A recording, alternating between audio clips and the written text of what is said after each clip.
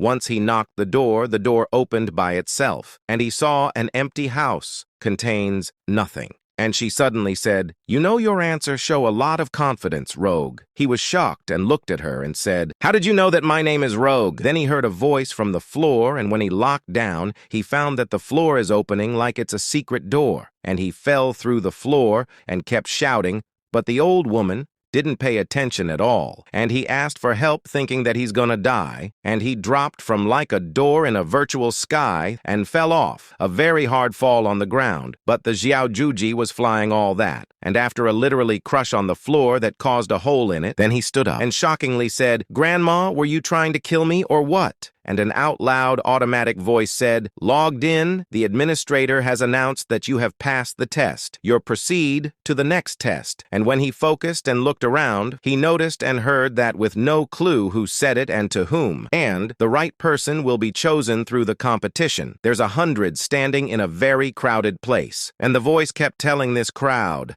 there are no limits on using any possible means, but killing is prohibited. The crowd looked excited and interested, but most of the people from this crowd are really looking horrible, with many scars and scary faces. Then, the voice carried on. And finally, welcome to Luogi College. Rogue was still laying on the ground, and his face showed how he's nervous and terrified. After that, some from the people in the college who were in the crowd noticed that Rogue's here, and one of them turned around and went for Rogue saying, "Oh, looks like we'll have some soft little meals here. How has the admission system at the college become that low?" And kept talking to Rogue. "Hey, little boy, let me show you my stone fist so you're gonna understand the difference between here and outside." A giant man, maybe double-sized, the one who was talking, and told him to move out of his way. And the one with the stone fist kept looking at the giant one and told him okay, then hit him with a very powerful punch and said, "Taste my fist first, then let's see if you can say get out of the way again or not. My fists make heavy things move from their place. Even if you're an elephant, you will bleed to death." The giant interrupted his cocky speech and did like a bear hug to him. The one with the stone fist said in surprise, "Why can you still move? Let me go." But the giant hardened his body till he crushed the other one back, and everybody was literally jaw-dropped and frightening from this brutal fight. And one said, "Who the hell even don't know this guy? The giant Tai Jang is famous for the strength of his armor,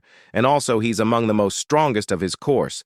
How repugnant. I hope I won't face him in the evaluation." The giant gone and left the one with the stone fist on the floor, and left Rogue saying, his energy pressure is really awesome, as well as he didn't care who was talking about him. Then Rogue smiled and said, "Luogi University is really interesting. If they were like the villagers, it would be really boring as hell." And he continued saying, "Yuang, I want to see that mystery about this college that you mentioned. I must find out what kind of places it really is." As the crows flying everywhere, he said, "I won't let anyone stop me. I won't allow this to happen. No, this is my last chance, and I'm gonna use it this time." In a sunny day in the building of Luogi College, in the office, a man was just pushed very hard to the wall fast, and even he wasn't able to even stand up and sat on the floor, both of his black eyes closed out of damage, all his face damaged, and have scars everywhere, and bleeding from more than one part of his face and body, even the wall behind him crushed from this push,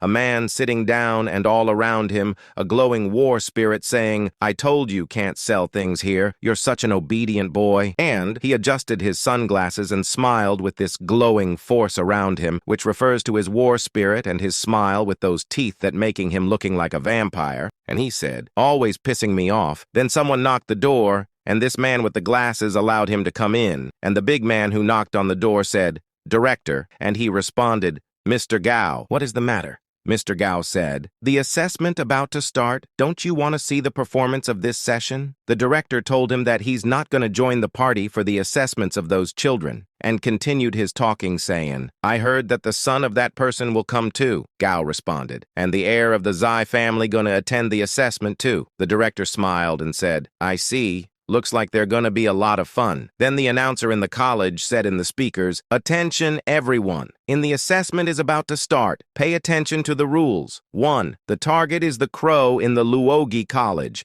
And actually everybody listened carefully and in super excitement. And in Rogue's mind, "Crow? What crow? Is it a doll?" And the second rule came up right after. Rule number 2. There are a lot of crows in the college, and the mission is to catch the crowd carrying a scrolls. If the ankle is tied with pass, you gotta keep it well. If it's kept with you until the end of the time, it's considered to be passed. The crow's already looking mad before anything, and the voice announce finished saying, "There's no limits on the means. It's forbidden to destroy the mouth. The time limit is 3 hours, and there's a 50 crows carrying the pass." Rogue was totally shocked and said, "A 50 crows? Other words, only 50 people gonna pass. There's almost 1,000 of people in here. Is the pass rate very low? And what the hell is that?" They're not even surprised. Did they already know the rules of Luoji College before? Xiao Juji said before flying to the air from Rogue's shoulder. "It seems like I gotta do my best, too." The announcer kept it a literal fire, saying, "Well then," and everybody was super ready and excited, even the crows. Some smiling in confidence, and others are trying to be ready like if it's a marathon.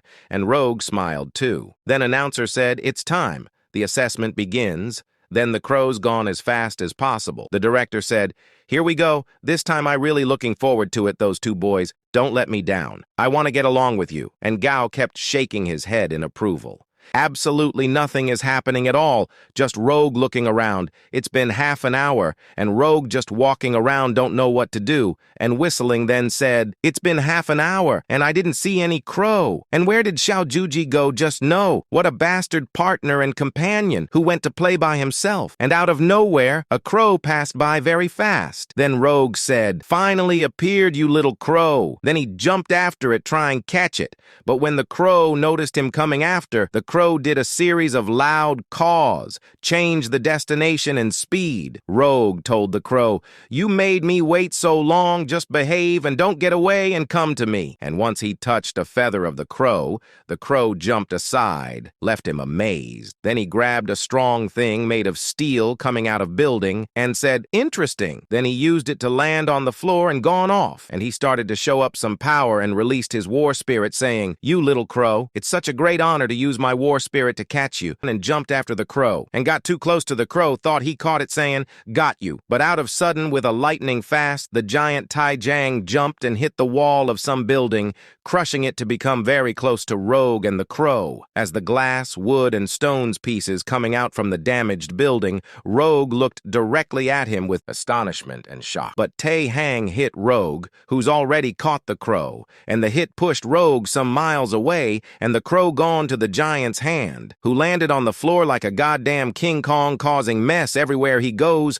But poor Rogue have been pushed through the buildings and crushed to walls. Then Taejang said, "I got the crow, little kid, thanks. And what a good luck, that crow has the pass." And he took the scroll or the pass from the crow's ankle, and he decided to let the crow go, telling it, "Now you can go, smelly crow." At that moment, Rogue came from behind, stood up, and he rushed with his war spirit very fast towards Tae-jang. Tae noticed that Rogue came like a flash, took the scroll and left Yang speechless, and said, "Don't rush to say thanks." Jang kept looking at him while Rogue continued saying, "After all, I didn't say even a word about giving the crow or the scroll to you, did I?" The giant smiled and responded, "You, nice speed, little kid, but I don't think this is gonna work on me, not even a bit. And if you don't know me, I'm the giant Taejang. Now you know my name before you fall down." And the giant started to reveal his power and war spirit, saying, "At least I'm gonna make you fall down without pain, kid. Although I can't summon my war spirit, but my bronze wall and iron wall power is enough for you." But Rogue interrupted this bragging and literally went like a spear towards him and sprinted and hit him with all his power. Taejang just moved a little bit against Rogue's war spirit, then stopped like a rock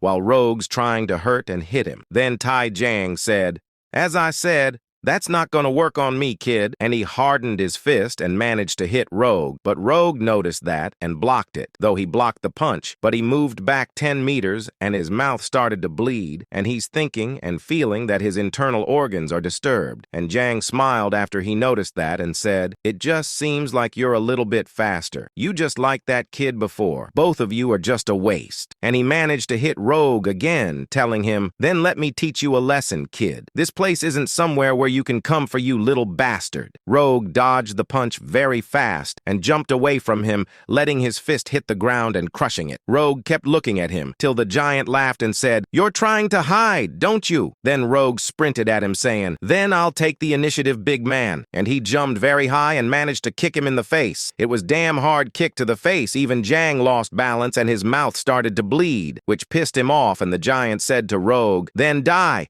Nobody gonna notice you disappearance?" And he closed his hands tightly together and hit Rogue, saying, "The mountain hammer!" And he hit him hard, hard that he crushed the ground and the flying gray smoke went everywhere. Then smiled and said, "One of the things you don't know how to survive." And he managed to leave while touching his body parts that hurt, saying, "We'll turn in ashes. I've wasted too much time getting involved with unimportant little people." But Rogue stood up again and told him, "You're really strong," leaving Taejang speechless and freezed in his place. And while the bleeding is covering him everywhere, he said, "You're the second strongest man I've ever met." The giant, still shocked, calling Rouge little bastard. Rogue told him, "I can't let you fall me down here, big man. I'll beat you."